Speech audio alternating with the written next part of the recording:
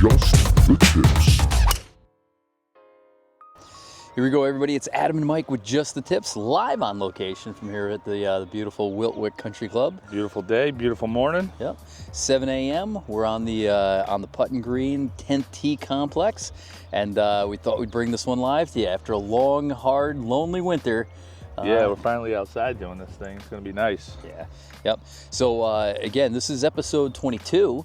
This is a very special Just the Tips, and it is part number 2. Part 2 of what we were discussing last week, because it's clearly a thing.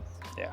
So in part 1, we started talking about the mental game, and it was brought up over a series of 3-footers and slippery 6-footers that were just mentally missed more than physically missed. I guess this is a good thing though, because that just means that we're having important putts. Yeah. Yep, I think it is really important, and it's something everybody goes through. So, like I said, I think this will be a good common denominator. Before we get too far, though, shout out to our sponsors, Sundog Eyewear, as we sit here and basking in the beautiful sunshiny sunrise morning. Yeah. So use the code JTT 15 at checkout. Yeah, we gotta do that, because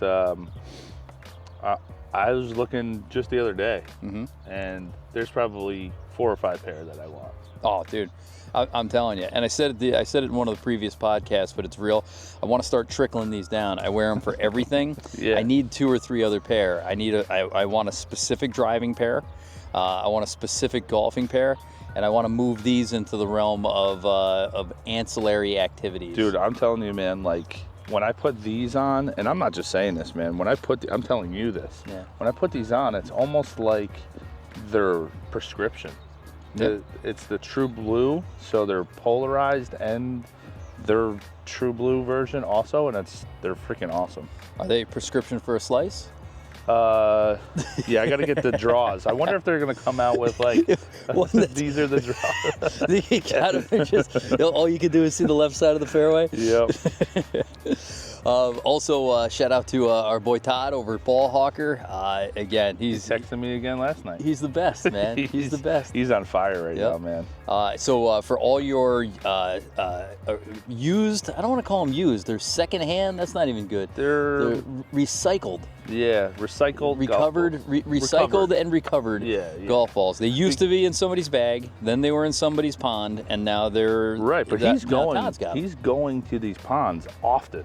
Yeah. So like he's going, like, so they're not sitting there all winter long. Yeah. You know, because he tells me, he's like, I just got back from he's going to nice places too, which we've discussed in previous podcasts, to get these balls. So, you know, you're talking about brand new sleeves of Pro Vs that are making it into the ponds on the first, second, and third hole. And they talk about that environmental thing where, you know, they don't want to, you know, courses don't, especially in Florida. I mean, there's a million courses down there, but they don't want to leave the balls in the ponds. It's environmentally bad in some way that I'm not smart enough to know. But the long story short is he's got contracts with these courses, and he's pulling them regularly. So, you know, most of them aren't down there for 100 years. And if you go on ballhawker.com, you can see he's got last year's Pro Vs, dozen of them, $23.99. He's got the 2021 Pro Vs, and you know, either of the colors for $20 a dozen. Yeah, you can't beat it. He's definitely on the high end of everything. Of like, he's got all the high end balls on his site, and I mean, buckets and buckets of them. It's not even buckets. It's shipping containers full. If you just to say that you were in a pinch, that somewhere they had a family member of yours held hostage, and they said you need to deliver 1 million golf balls by Pro Vs in 3 days. You could call Todd, and he'd be like, "I got you, fam." You know.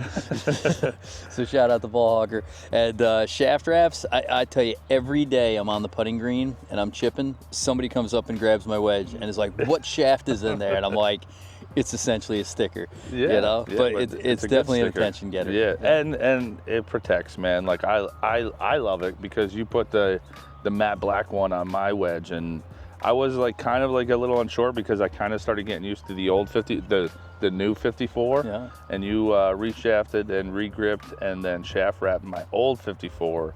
and I'm back on it, man. There you go. I love it. And not that he's a sponsor, but certainly appreciate him. And shout out to Puddles. Oh yeah. Come on. So just explain who like the Howard Stern show had their characters. They would. Oh, have, Puddles like, could definitely be like a ongoing character. He's like a mascot. So Puddles is an old college buddy of mine. Ended up moving down to South Carolina with me like a couple months after I did. I called him every day. I was like, dude, you got to get down here. You'd love it down here. You'd love it. So he finally does, and he worked at the golf course with me for a very long time. He got his nickname Puddles. That can be a whole nother episode. I'll tell him about that. But he's still down there. Yep. And so we call him up, and he sent us a couple videos constantly, on the golf course, all that stuff. So he's doing some good stuff for us, and we're gonna go see him soon. I can't wait. Yeah. It was just fun the other day because he'd been sending some pictures and vids. I've never been to the ocean course, so he was taking like, hey, early morning on the driving range. But I was having one of those days where I'm sitting in front of the computer, just sucking the life out of me. And just for the heck of it, I texted him. I sent him a picture of like my computer and my notepad, my devices. I look like the temperature outside was 47. Yeah, and I go, where you at? And he shows me a picture of like the 15th tee. Oh, yeah. He's looping for somebody. So shout out to Puddles, man. You make our day better. We appreciate it. Dude, wait until you meet him. You're gonna have a blast with this. Can't kid. wait. So guys, episode 1, we really did start talking about part one. How the mental game affects us, and we were just talking basically strictly from a putting standpoint. So technically, I think we're kind of doing this backwards. I mean, the good news is we found something very specific to direct our energies towards, and now we're a week into really focusing on these 3, 4, 5 footers. We had a match yesterday. It was an impromptu. It wasn't expected. It was an afternoon match that came out of no place. Excellent golfers, all kinds of dollars floating around. 3 different games going on at the same time, and it all came down to there was a series of important putts all day, but it came down to a 5-footer on 18. You needed to make to win everything, the whole universe, right? That was 5 feet? Because it felt like 20. Well, to be honest with you, you chipped it up from a very tough position to a crazy pin placement to get it. It was definitely inside of 10. I thought it was 5. Yeah, it was inside 10. It was probably, yeah. I mean, I don't think about that. It was a great shot. So you're standing over this putt. You got our match was going on. We had a 2-ball, and we weren't partners. I was playing versus you, and then there was an all-day thing going on. And there was a press. So, like I said, and it wasn't even about the money. It was about the we talked about it last week. It was about doing what we came here to do. But we put ourselves in that position. Yeah. Right? Yeah, I mean, this is what we said. It's bottom of the 9th. It's 2 outs. It's the World Series. It's Game 7. That's what I thought about. No, I'm kidding. I didn't think about. No, you told me what you were thinking about. It's not appropriate for this podcast. So walk me through it. Your mental state. You couldn't have created a higher pressure situation just 7 short days away from talking about this last week. So yeah, we were on 18. I hit a pretty good drive, which I thought was a good drive, but nobody said good drive, just to let you know. Can you say it now? It was a good drive. I mean, I was so far up, I had to look over my shoulder to. That's not true. To see where it was. You were in the distance. Listen, it wasn't on 17. So you just said. Yeah, good drive. You're on the right hole. There you go. I did have a little I couldn't fade the ball because I had the tree right with me, and then I had the tree up by the green, and that's actually this tree here, and it was a left pin, and so I was just like, just hit it up there. You get a stroke. Let's see what we can do. So I hit one, and I blasted it right, short of the bunkers.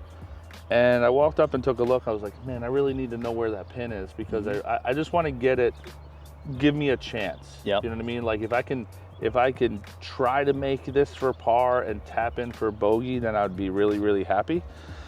And a lot of times what I do here is I chicken out and I don't hit my 54, I hit my A wedge instead. Yep. Just to make sure it gets up and over, and that way I don't chunk it. So, and then every single time I'm long. So I just thought about that. I was like, you know what, just hit that A wedge and get it on, and then hopefully it'll be long because that pin was back, and then it'll be back there. Yep. And I did.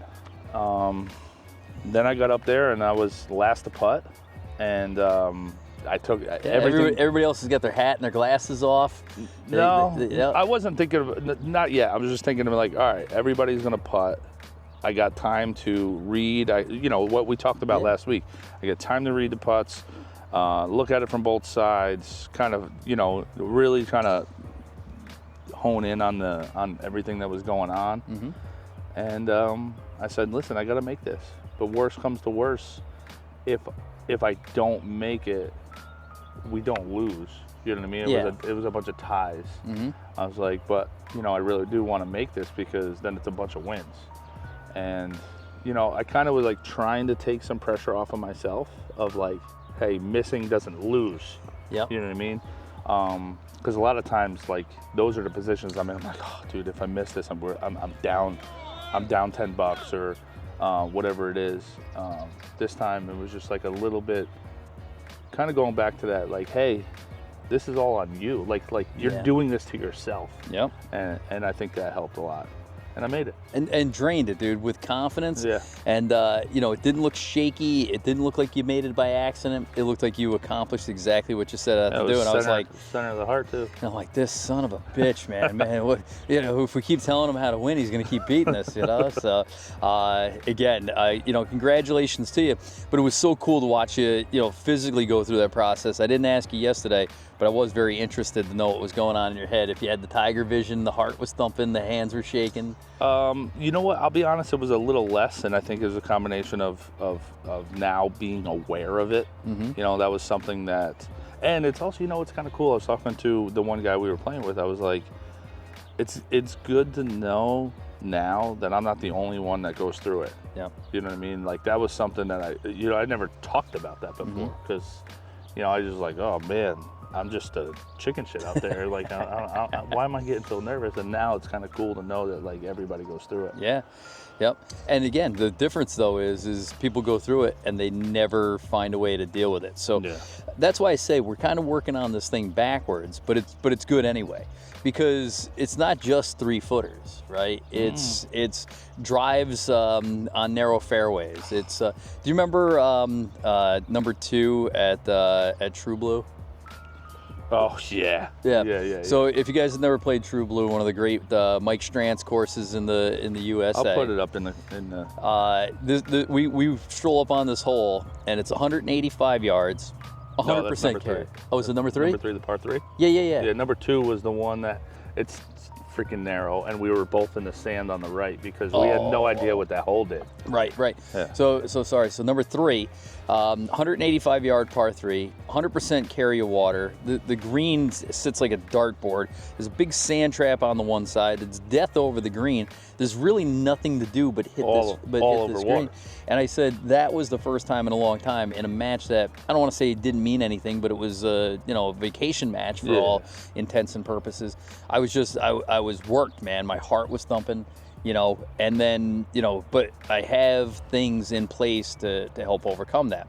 Some of them are the mental, verbal, and physical skills that we talk about that translate from putts to shots, right? So just as a reminder, last week, the mental side is positive mental attitude. PMA for days. PMA stands for 2 things, positive mental attitude, and then if you have a tough day, you pour more alcohol, right? So PMA. Visualization, it's so humongous, is seeing the shot when you're in the think box, when you're behind the ball, and watching and seeing what the result you want to be is going to happen in your head using your imagination. The verbal is telling yourself you're going to make it. You did that, by the way, the other day. You said in that match, it wasn't on the putt on 18, but at one point you said, You said something about. No, dude, I said it on 18. Did you? Because remember, my partner was like, knock it close. Oh yeah, And yeah. I What was the like, hell I'm was gonna that? make this. Yep. Well, I think he was saying knock it close to not lose. Yeah. Yep. Because but there was a couple of times where the positive self-talk was evident, and again, it wasn't. I don't think it was nerdy or out of place. Like, hey guys, I'm definitely gonna make this. You know, it was with confidence. Like just to yourself, but so everybody can hear it. I see the line. I think I got this one. Right. I thought that's way better than I'll probably 3-putt this. Yeah. You know. I will tell you that shot, my third shot on 12, Yep. when I ended up hitting his bag.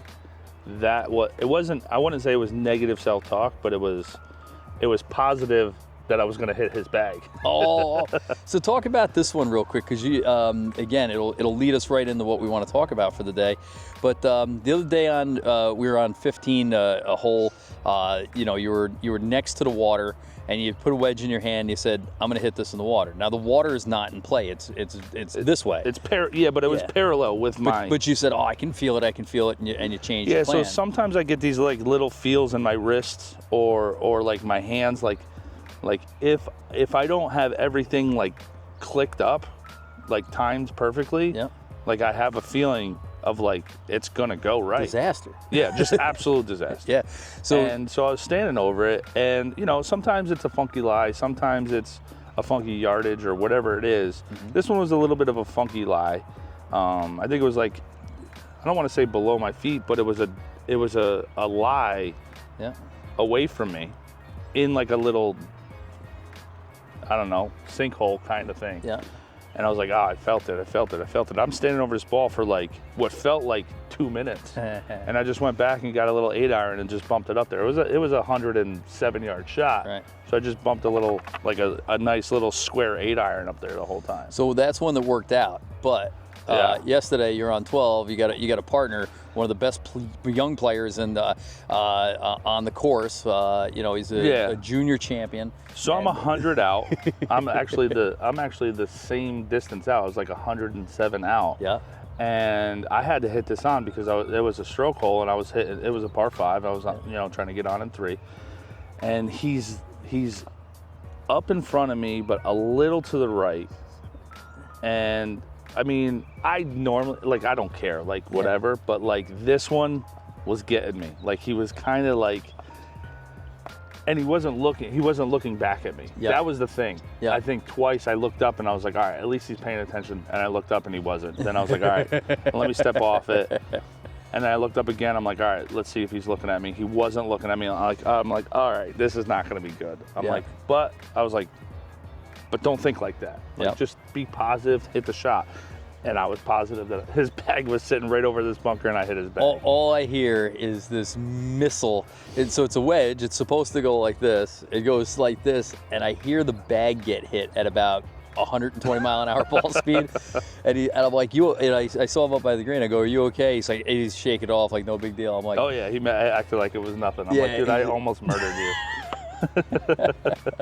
I'm like, I'll get you something on your next birthday because I'm happy you're alive. I go, you're gonna pull out later in the round. You're gonna pull out a 5-iron, and it's gonna have half a shaft because it hit that soft bag, But so again, you get the feels every once in a while, right? Yeah. And I think we all do. But this is why I'm saying we're working backwards is when we talk about the mental, verbal, and physical skills, and the mental and the physical both go together, right? We talk about deep breathing, we talk about controlling your nerves and stuff like that. But I think the biggest thing is focus. I mean, Harvey Penick in his seminal work, the Little Red Book, talked about taking dead aim. The old Arnold Palmer VHS videos talked about being able to visualize the shot to the point where you can see the Titleist spin in the air, right?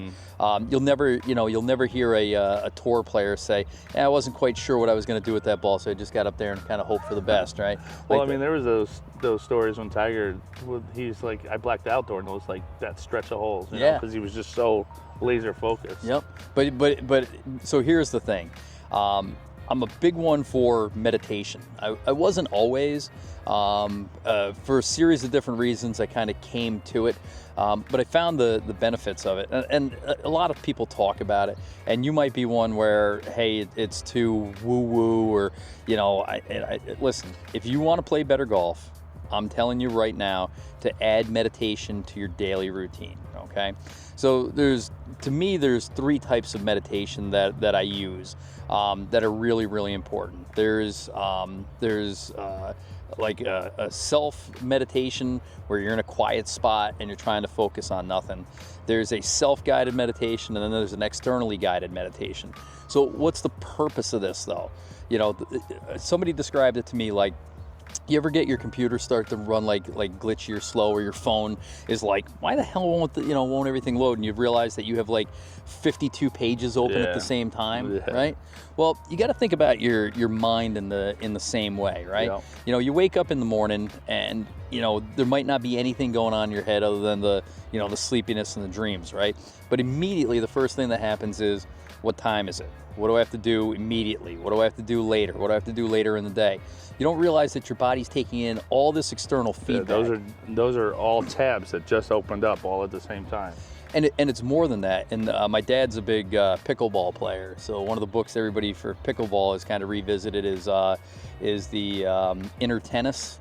And they talk about, you know, how your mind is this supercomputer, and it can take in all this information, but your consciousness can only recognize a portion of it, right? So even in addition to that, like right now as we sit here, our body is taking in the temperature.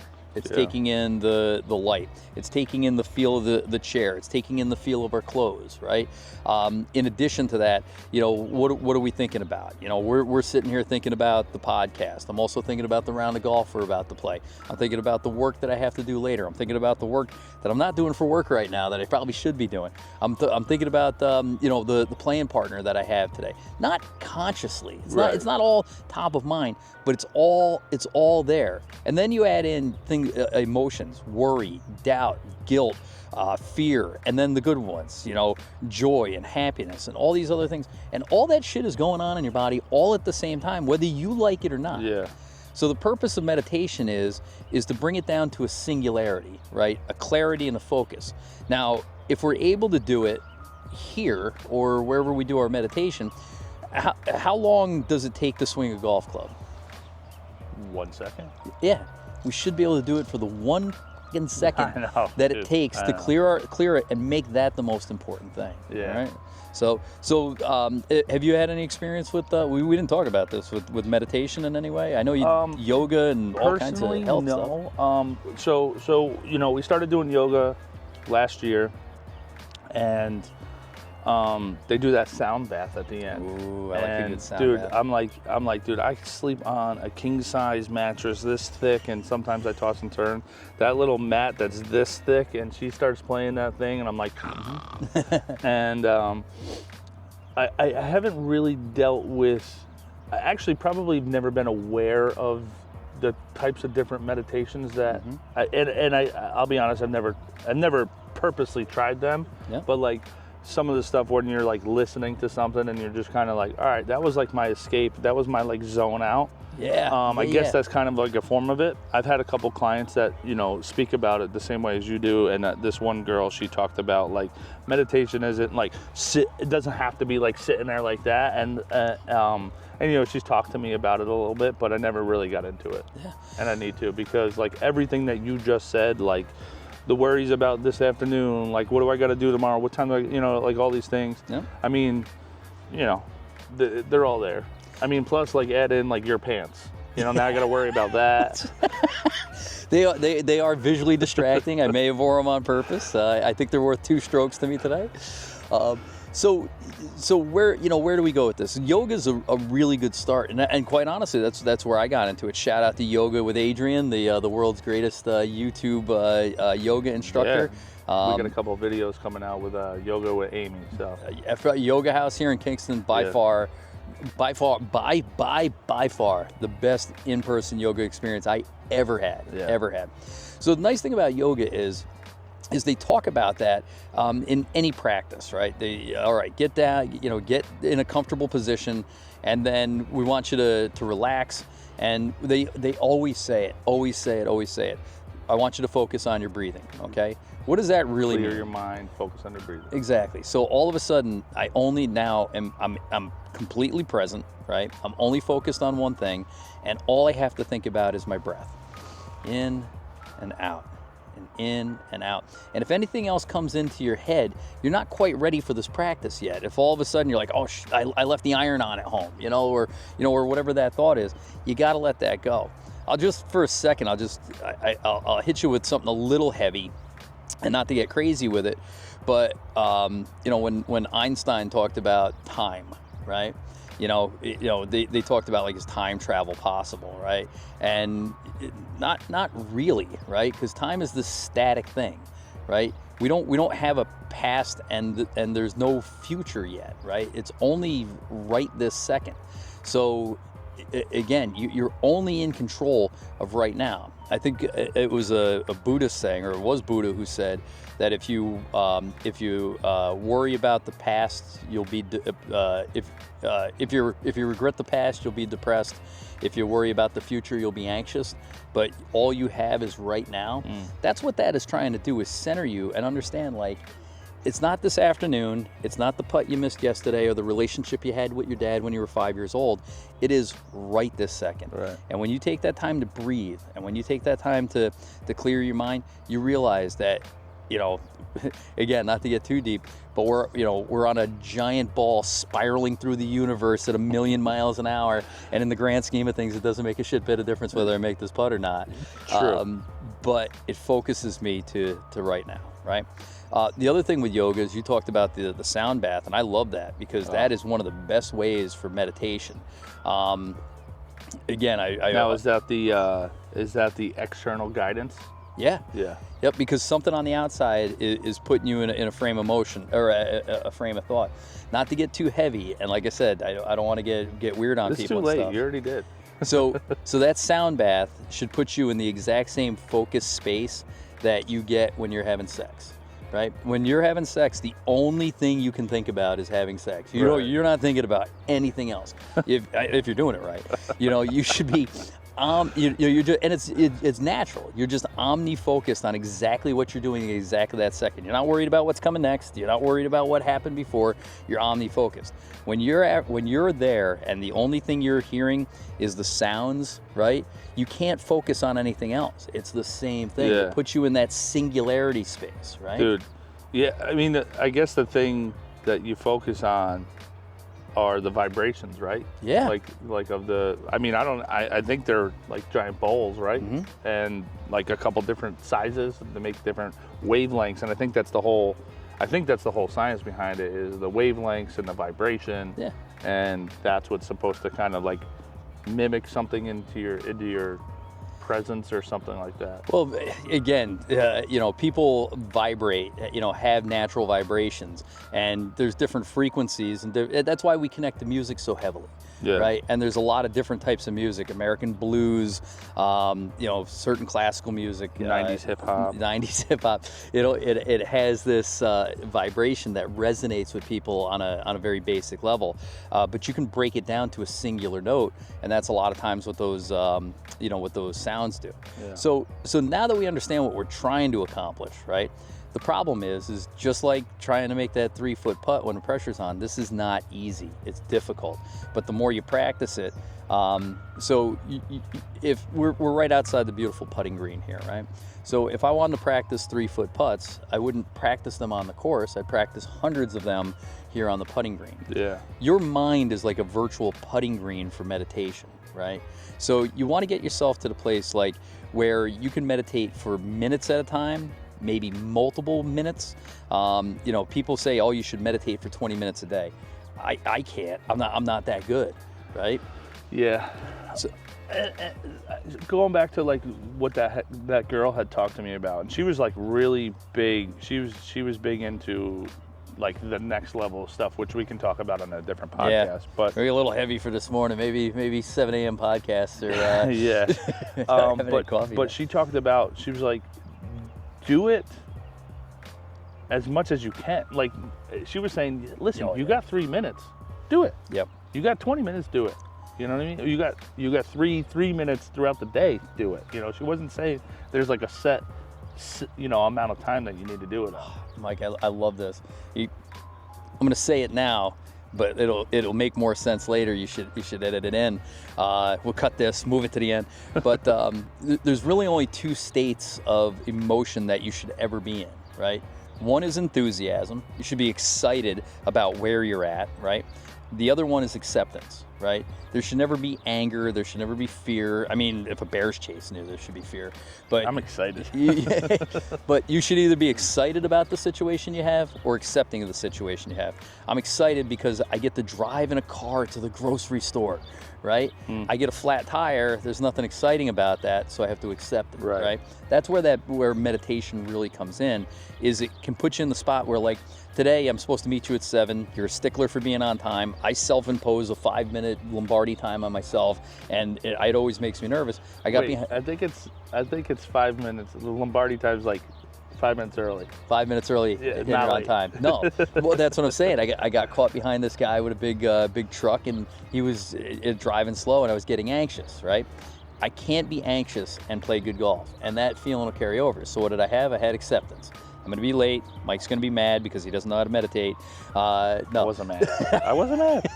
No, but honestly, it was more, hey, I don't want to disappoint you because I know we got a lot to do today, right? So anyway, so let me cut to the quick, and then we can talk about anything else, okay? I find for golf that there's 3 really good types of meditation, right? The first one is the one that everybody talks about. You'll see people in the lotus position. You'll hear them saying Om. They look goofy. Here's what they're trying to accomplish, right? They're trying to 100% clear their mind of any external influence whatsoever and concentrate on one singular thing. And that one singular thing is their breath. If you get into a good breathing routine, a lot of times you find on your external breath that when you're completely relaxed, that it does make a vibration or a noise, right? And the more you do it, this breath that comes out starts sounding like, oh, because it's this very deep from the gut, right? You don't have to do that. I'm trying to win. I'm trying to win at everything. I don't even know what I'm playing. I'm trying to win. So to me, my visualization for this particular meditation is the number 1. I see in my head, I think about the number 1, right? I think about it like the number 1 on a brand new Titleist. I just took it out of a box, and it says Titleist, and it says number 1.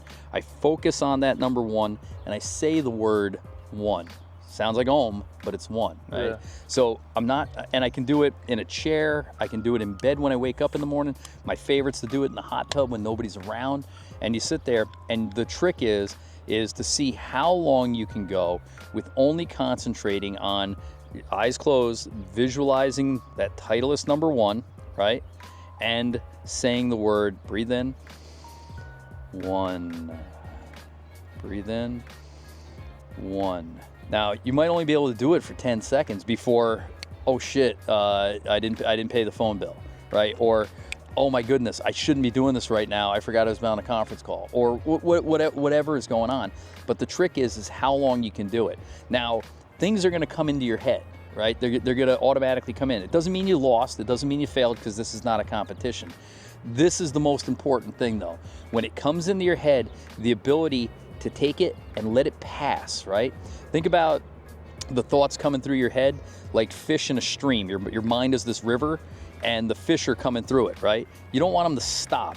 They came in, just let them go. Just let them keep going. You don't want anything in the space, right? And so the trick is how does this translate on the course, right? You make a 6 on number 15, right? And now you're down 1. You can't hang on to that. You got to let it go. And I think, I've talked about this. We've talked about this on the courses. Like, I disappear for like 3 or 4 or 5, 10 holes. Yep. No, but like I do. Like there's a time when like I'm like I'll get like a bad kick off a tree, or I'm like, dude, I can't believe that lipped out, or something like that. And then it carries over to the next hole, and then that hole something happens, and I'm and it's the fish is just sitting right there in that brain. So here's the thing, right? I got my ball marker for the day. It's got heads and tails. If I flip it once and it comes up heads, and I flip it again, what's going to happen? 50% chance. Right. Yeah, but it could come up heads again, right? Yeah. What about third time? Could come up heads again. It could come up heads 1,000 times in a row. Yeah. It'll average out the 50-50 over a long enough period of time. But the trick is that each independent flip is not contingent on the flip before. It simply doesn't matter what happened before because the chances are still 50-50. I'm going low today. When you swing, listen, if we both go out and break par today, this will be like this will be a viral podcast. We're doing this every morning. So you're disappearing from hole to hole is a thing that happens when we can't, well, it could be mechanical, there could be a lot of reasons, but for most of us it's mental. I hit a bad shot, so now I'm mad, so now my next shot is quicker, so I hit another bad shot, I chunked the shot, so now I'm not going through my routine, and what I do is I compound my problem. Yeah. Being able to let that problem go, like a good example the other day, I busted a drive on number 9 down the middle, and it was, we were only playing 9, or no, we were playing 18, and I needed to hit a good shot on the green. And I just fanned at it, man. I knocked it in the water, and I was pissed off. I threw a club, threw one of my new clubs. I know, dude. Yeah. Whew. Yeah. I thought that thing was going to snap in half. half. It's not a good thing, right? But I couldn't, I was still pissed off by the time I got to the green, right? I didn't take the time, and then ended up taking a big number and screwing up my front side. It was only one hole. It was match play. It doesn't matter. That shot is inconsequential, but I let that shot affect other shots. I was thinking that because it was heads, it has to be head. It has to be tails. It has to be tails. It has to be tails, and then disappointed with the outcome. Yeah. Okay? So that singularity meditation allows you, in the snap of a second, to put yourself in a mental place to handle the new situation, whatever it is. And a positive mental attitude says that if I hit that 6-iron, I hit it in the water, that's a singular condition, that I'm allowed to be mad, I'm allowed to be upset, I'm even allowed to throw a club, but the next situation I get into is a positive, new, fresh, independent situation that requires a new, fresh outlook on this new shot. It has nothing to do with the one that happened. It has nothing to do with the score. There's nothing in the world but one thing, this shot, right? But if we let those external influences influence that shot, now, again, some people will tell you, but Adam, you get on a roll too sometimes. Yeah, when things are going positive and you kind of carry it over. But yeah, but that's easy. Yeah. You know what I mean? Like it's easy to be in the moment then, you know what I mean? It's, you know? So that's number one, right? So that singularity, right? Being able to let the moment go, fish in a stream. Number 2 is my favorite, and I find it to be the absolute hardest, okay? This is contextual visualization, right? And I just made that term up because it sounded good, okay? But everyone just tuned out. Just Google like, contextual visualization. No, because I don't want somebody fact checking it going, this guy doesn't know what the hell he's talking about. I know what I'm talking about, I don't know what it's called, okay? But here's the interesting study, okay? They take these kids and they want to teach them how to play piano. One set of kids plays the piano every day for an hour, right? One set of kids plays the piano one day for an hour and thinks about practicing for 1 hour a day the other 6 days. What they noticed is over a period of time at the end of the experiment that there was very little difference in the skill level of the kids that played every day and the kids that played once a week and thought about playing every day. Yeah. So your mind is such a powerful thing that you can convince it of anything. You can convince it that you played a round of golf, right? Or that's why we think about golf all day long. So we've all done this, right? You had a good round yesterday. I had a good round yesterday. You lay in bed at night, and instead of counting sheeps, you're like, I hit a fairway on 1, I hit the green, and I made birdie on 1. You know, and by the time you get to the 7th or 8th hole, you're in La La Land, right? That's not this. What I'm talking about is forcing your mind to create perfectly in every stitch and blade of grass and every dimple on the ball a perfectly recreated 18 holes of golf. So for me, what this sounds like is I get in a comfortable position, quiet, nobody around, close my eyes, and I start doing my breathing. Just breathe in and breathe out until I'm in a good rhythm. Then I start thinking about putting my blinker on off of Lucas Ave onto Stewart Lane, and I think about driving up through the dogwoods, and I think about looking at the pin on 17 and the pin on 11 and the pin on 12 and the pin on 18, because I'll need to know where those are later. I think about, now it's my mind and it's my dream, so I can do anything I want. I think about getting the perfect parking spot, right? It's the one, as a matter of fact, in my dream, they made a new parking spot just for me. It's got my name on it and everything, right? I get my bag. It's a beautiful day. All my friends are up here. They're all waving. They're saying hi. There's guys at the bar having drinks. And I go to the range, and I only think about the range for like a couple of swings, but I think about a perfect sand wedge into the basket. First one, no pain, right? Second one, pitch and wedge, right to the 100-yard marker. I bounce it off the 100-yard marker, right? I get up to the first tee. I visualize the blue tee markers. I visualize what the tee looks like. I visualize this crisp ball that I put down, and it says Callaway across the front, and I can see the red and blue lines. And then I think about my swing, and I think about hitting the ball past the 100-yard marker with a tight draw, right? Now, I don't hit the ball that far, but it's my dream. I can do whatever I want. I think about hitting a crispy sand wedge with a 2-hop and stop right next to the cup and making a slippery little 6-footer for birdie. And then I think about that all the way around the course. Now, if this doesn't sound hard to you, go ahead and try it. Yeah. Half of you guys won't get up Stewart Lane. Yeah. Okay. Half of you won't be able to complete 3 holes in your head, and they're unless you're the most dynamically strong, mentally tough person in the world, it'll be so hard for you to complete 18 holes. Now you can't rush it. You can't be like, okay, tee shot green. You have to think about everything that you go through. It should take about 20 minutes to play 18 holes in your mind, right? If I can get through 18 holes in my head, I am almost physically gassed, right? I mean, this is a mental workout for me, right? And you just shot 18 under. No, because I eagled the par 5. Oh, nice. All right, cool. Right? But Mike, when I first started doing this a couple of years ago, I couldn't even make birdies. I couldn't make birdies in my own damn head. Right, yeah. Because my negative mental attitude wouldn't allow me to pretend to make birdies and eagles. It wouldn't allow me to hit fairways. I'd be like, well, that's not realistic. I missed a fairway on 2 for sure. Yeah. Right? But being able to do this, so this is a training technique when you don't have time. Right? And it's a meditation, because here's what's going to happen to everybody, I promise you, is you'll start thinking about it, and then your mind will drift off into something else that's cool. Oh man, I wonder how many courses Mike Strantz built. You know, was it 8 or was it 11? You know, hey, did I finalize that golf vacation? Hey, did I remember to go to work this week?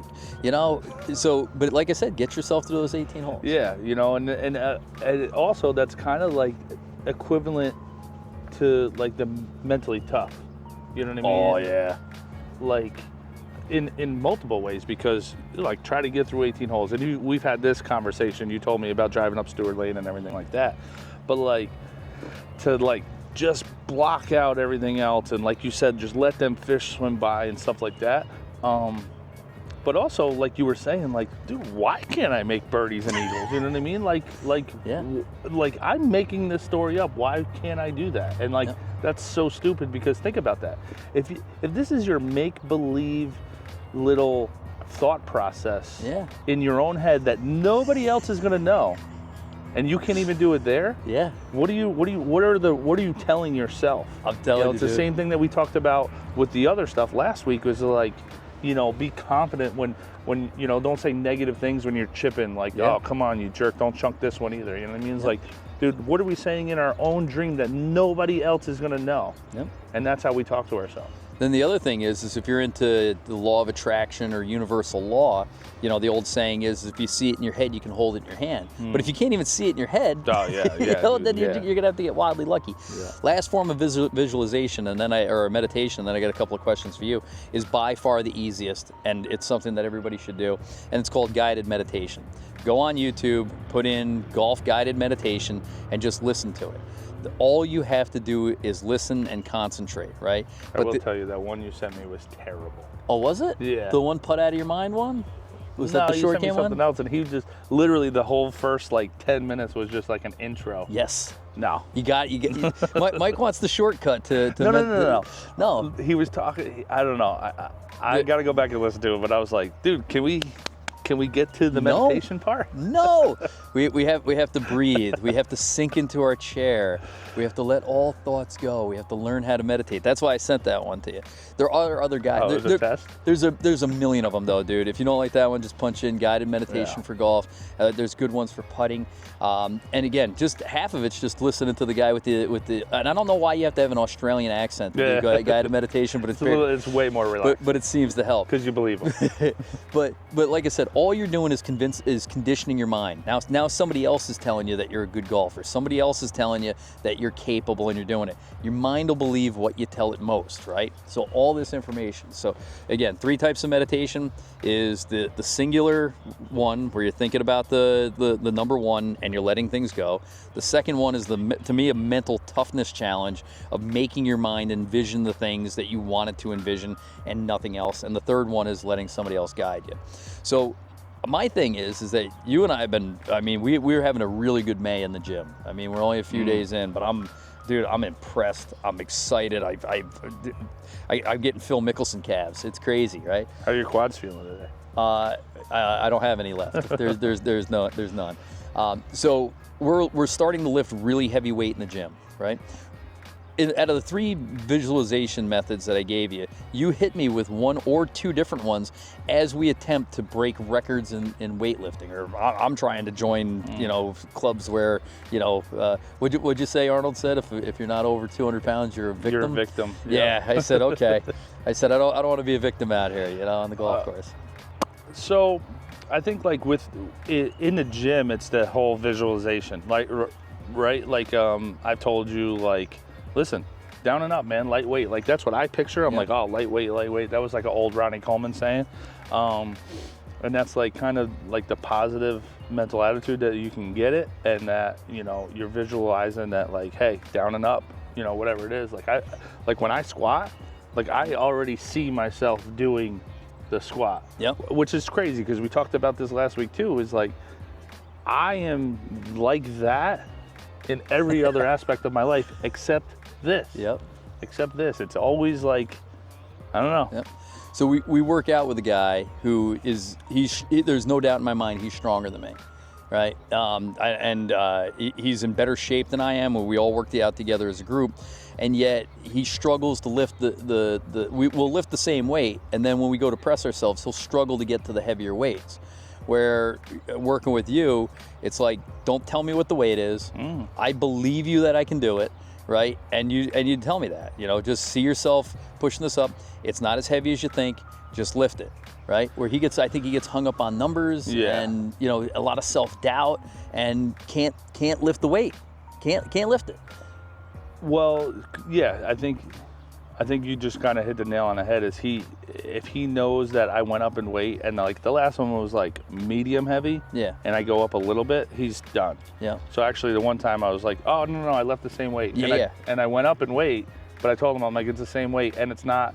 Like I think the one dude said, oh, is that 495? I'm like, no, it's only 400. Yeah. And then he did it. Yep. But if he could apply the thought of oneness, that if you're, if we're sitting in the press, right, and it was a very intimidating machine. I mean, you got, the leg press, leg press. You got a quarter ton of weight, sitting above you, and it feels like you're in the NASA chair, and if in the rocket ship, and if this thing should ever not work, it would crush you like a but tuna it won't can. Though, because there's a stopper. So like that's the thing too, is like, what's the worst that's gonna happen? We did this to ourselves. I guess, same thing. What's the worst thing that's going to happen when I miss this 3-footer? Exactly. So I know we went off the rails a little bit today. Yeah. We got a little deep and a little kooky. Yeah. But like I said, I feel really, really happy sharing what we did today. I think it's going to be good. I think we can talk about a little bit of this almost probably every time. Yeah. Like, hey, here's something that I did on this match, or here's something I should have done, or something like that. This is what helped me during this time. Yeah. I think it'll be pretty good. But like real quick, like in the gym, like when I tell you, like for me as a trainer, been doing that for 17 years, I think I know what you're capable of. Like I can see it in you, even before like even if you first as a client, like I've had clients where like I'll have like a girl come in and she's like, I need to lose 40 pounds. Like automatically I no longer see her as her. I see her as that 40-pound less version of her, and how can I get her there? And not how, but like, this is like, all right, this is the process of how I'm getting her there. Yeah. You know, like I already know I'm getting her there. I just envision her there, and then we start. Yeah. You know, so then when like, you know, 6 months or a year later, whenever she's down to that weight, that's the girl that I was envisioning 6 months or a year before. So I don't even see her as that heavyweight. So when I go back to look at a picture, I'm like, well, damn, I don't even remember you looking like that. So, oh my God, I could go in 40 different directions. My question for you, and it's not to put you on the spot, do you share that vision with her of what she's going to look like? Not until like halfway through the journey. Okay. Yeah, because like, yeah, I don't know, because like, it's very hard for people to, I would say, 1% or less of those people see that. Yeah. So like it scares them, or it like makes them like, oh man, this is gonna take 6 months or a year or whatever it is like something happens and then they disappear. Or they just don't believe in themselves, you know what I mean? And that's what the same thing is like you or the other guy we were talking about in the mornings. Like I already see that weight for you. Like I know based off of how you did that last set, I know that you can get this next set. So physically. So I'm sitting here looking at the body that I have. I should be envisioning the body that I'm going to have. Yeah. Right. Like that's what I should be seeing in my head. That you know, I shouldn't see the body that I have in the mirror. I should see the body that I'm going to have if I do X, X, and Y. And right. So see how it takes effort for you to do it physically, like in my world. Yep. Like that's what it takes for me to do in this world. So what's incredible though is what I should be doing is sharing with you what you're going to look like as a 5 handicap, right? You know, to me, you know, when you're a 5 handicap, you're gonna have this this dynamic swing that's not going to be long and fluid like everybody else's. It's going to be very short and very compact, but it's going to be incredibly powerful. It's always going to like a John Rahm swing. It's going to be longer than Rahm, but not. It's not going to be McIlroy. You're not gonna. It's not going to be Dustin Johnson. Oh, that hurts my shoulders just thinking about it. But like I said, it's going to be this power shot. That's not the big balloony fade that you get right now. And even when you hit the ball, you know, really well. Which, by the way, we should talk about number 10 the other day when I walked directly past my ball 30 yards ahead to discover it was your ball in the middle of the fairway. 30 yards ahead of my really good drive. So obviously, and you know the potential's there. But here's what I'm getting at is like I said, I know what you're going to look like as a 5 handicap. I got to share it with you more often, man. I think so. So you can envision it. See, all those times I tell you on the course, I'm like, dude, just say good shot. You know, it wouldn't hurt you to just say it once in a while. I need to see one every once in a while. Well, the problem is, and this is something that I've discovered with like good competitive players, is they're so focused on their own game, which is great.